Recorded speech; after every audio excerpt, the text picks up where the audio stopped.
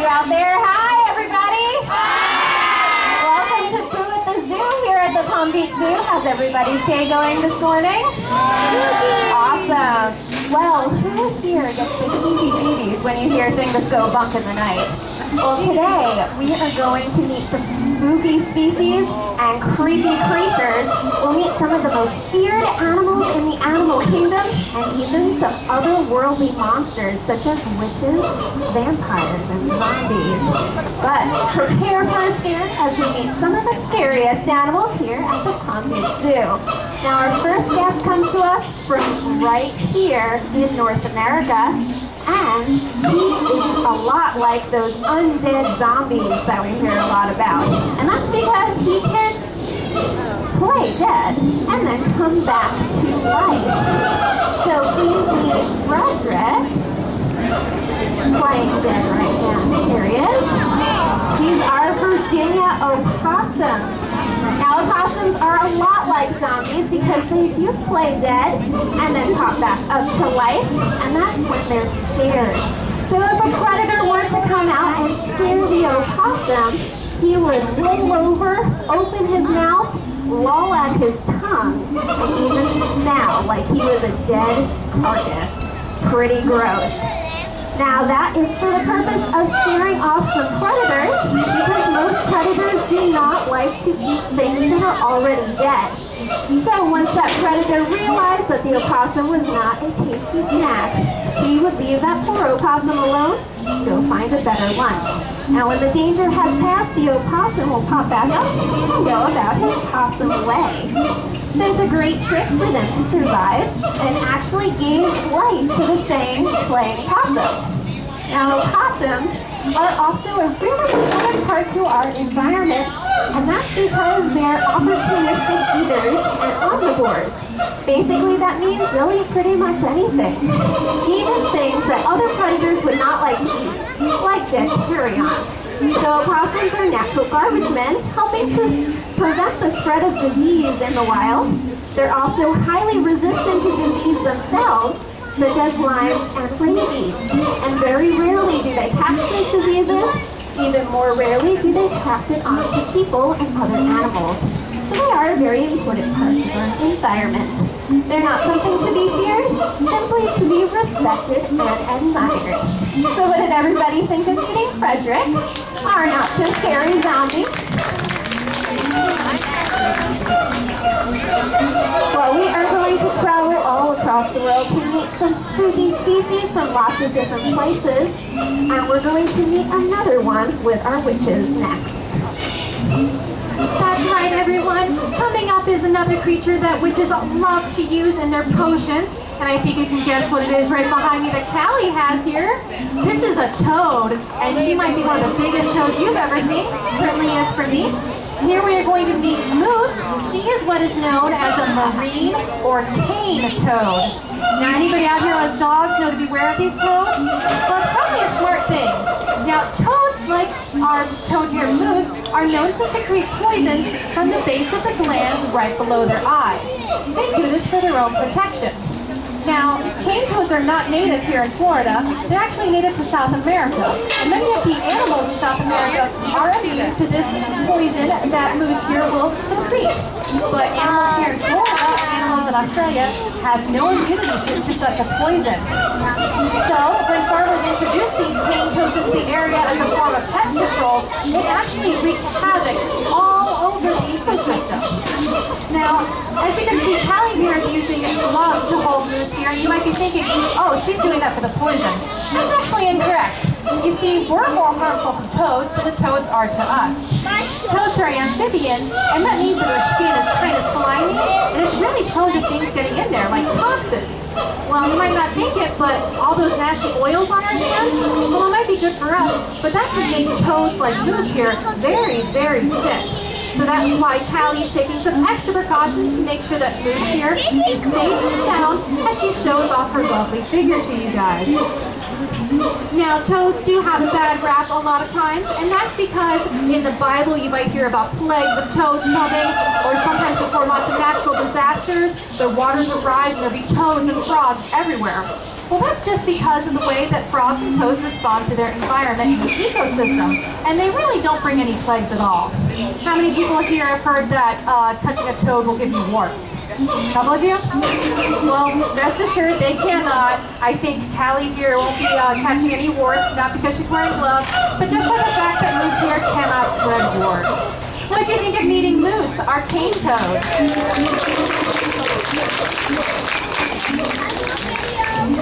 Now our next animal is also from the land of fantasy.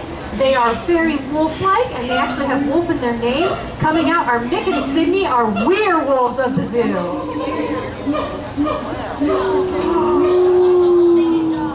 Wait a second, Sarah, those don't look like werewolves.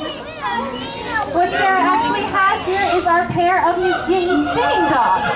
Now they might look very familiar to another dog that oftentimes has a bad rap around, and that would be the dingo. Well, you'd be perfectly correct in thinking that these dogs are very dingo-like because they are one of the dingo's closest relatives. Now, unlike the dingo, these dogs do not live in Australia, but as their name suggests, they live in the forest of New Guinea. Now, you're very lucky to see them here today because New Guinea singing dogs are quite rare.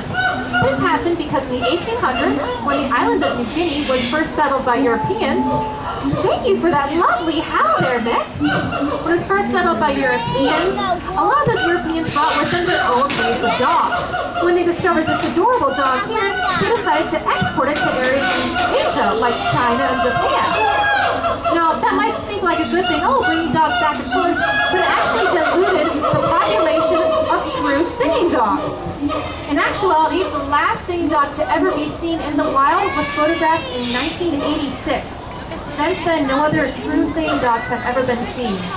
Now, Mick and Sydney here were born in captivity and are the closest genetic thing that we have to the New Guinea singing dog, but they are not a true species of New Guinea singing dog, just due to the fact that the pressures on the ecosystem did wreak havoc on this poor species.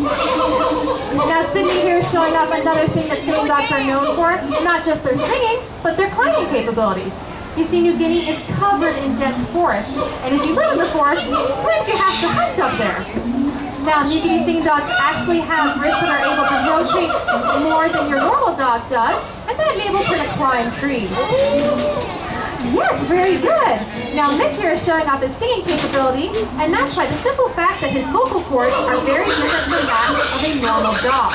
This enables him to have a nice long howl that your dog at home could not achieve. What do you think of meeting our werewolves or our New Guinea singing dogs?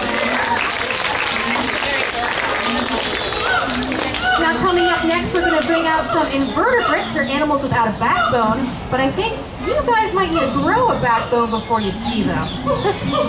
Thanks, Maura. Well, that's right, we are bringing out some creepy crawlies next, but don't worry, they'll be staying in their enclosure as they come up close and personal to you.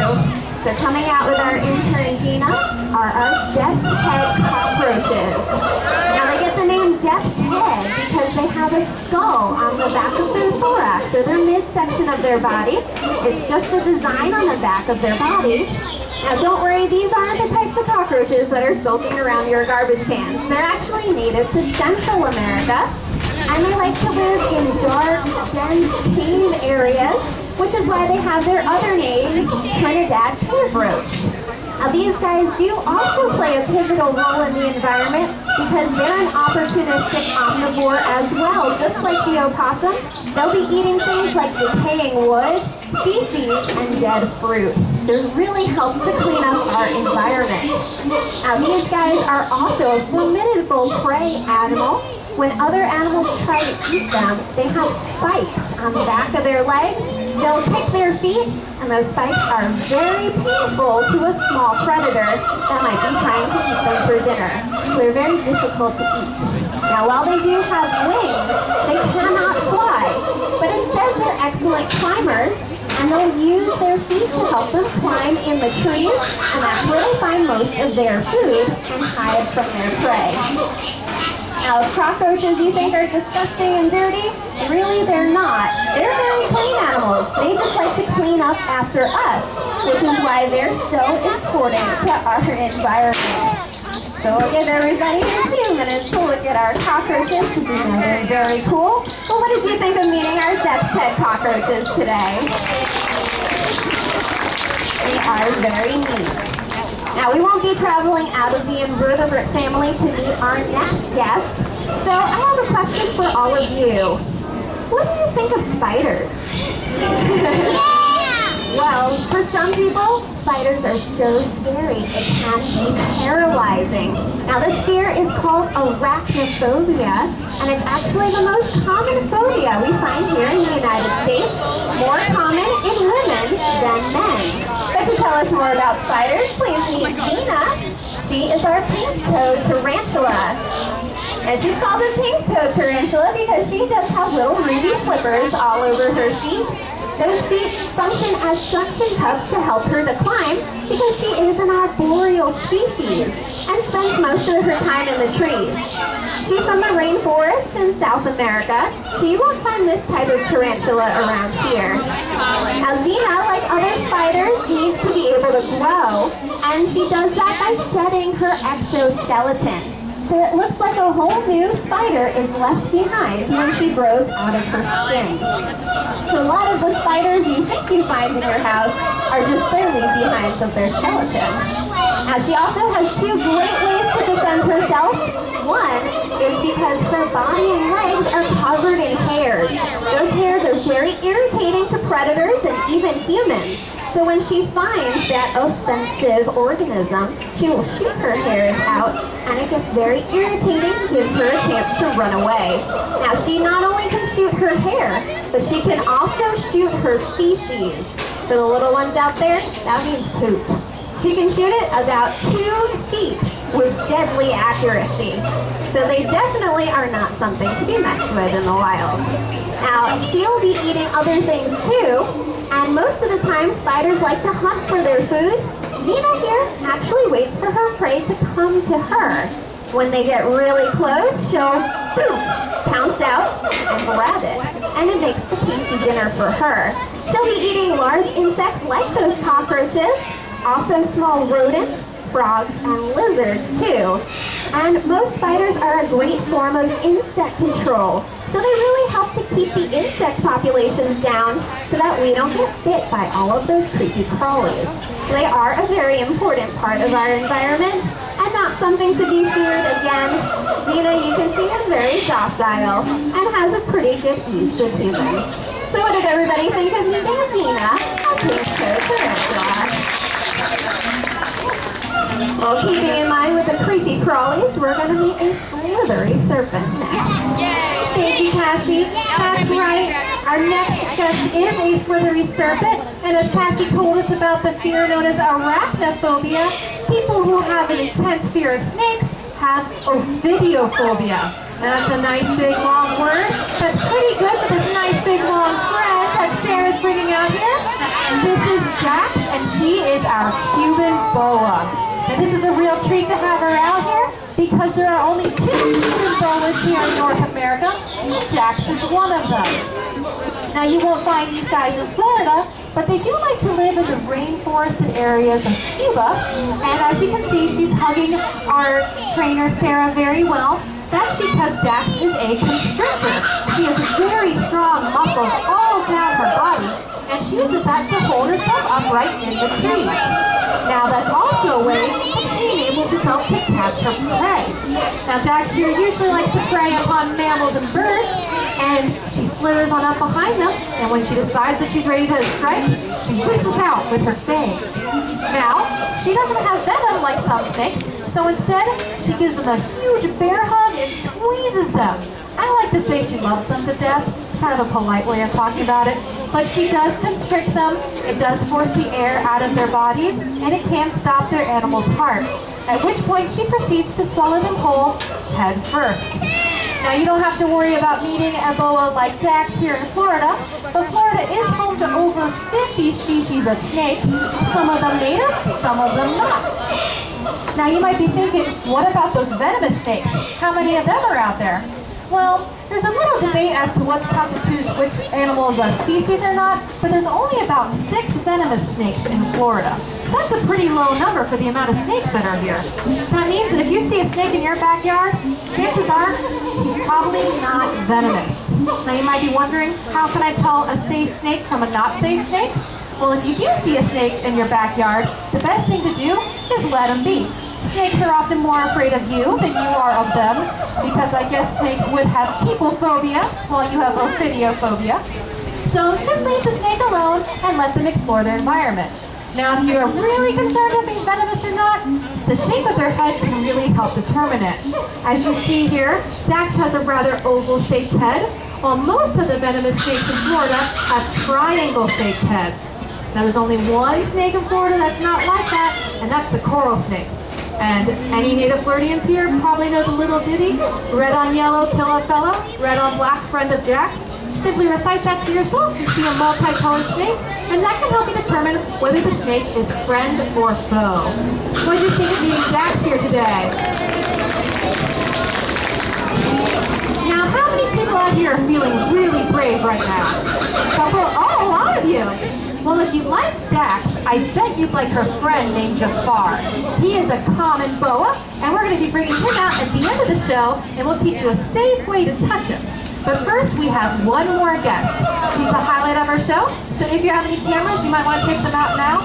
She is our only cat species, and Cassie's going to tell you more about her. That's right. So how many of you have heard it's bad luck to be crossed by a black cat? A couple people out there? Well, it's been a myth for hundreds of thousands of years, and that's simply because black cats were associated with Satan all the way back to the Middle Ages. So our next cat species is not a fully black cat, but she does have black spots on her body, and she's only bad luck to cross if you're a small deer or a rodent. That's because that's some of her prey. So coming out from right over here will be Jade. She's our ocelot. Now, ocelots are native to Central and South America. They actually range all the way up into Texas, Arizona, and New Mexico. So you might be able to find this cat species down here. And don't let that small size fool you. She is a very powerful jungle cat and jumper. That's how they get around in the trees. So not all cats were highly feared or associated with evil beings. Actually, in South America, these cats are highly revered. The native people in Peru consider ocelots to be a good luck spirit, and the Mayan people and Inca people in South America consider the jaguar to be one of their gods. So they really do appreciate their cat species. Now, unfortunately, since the native people have passed and more modern people have taken over, we've lost that respect for our cat species. So it's very important to have Jade out here as an ambassador to her species and all other native wild cats so that we learn how to protect them better. They do play a key role in our environment as well as the hunters. So we do go on a lot of conservation trips down to South America and all over the world, working to protect lots of different cat species and native wildlife in many different areas. So Jade's one of the examples of how we can protect everyone in our world.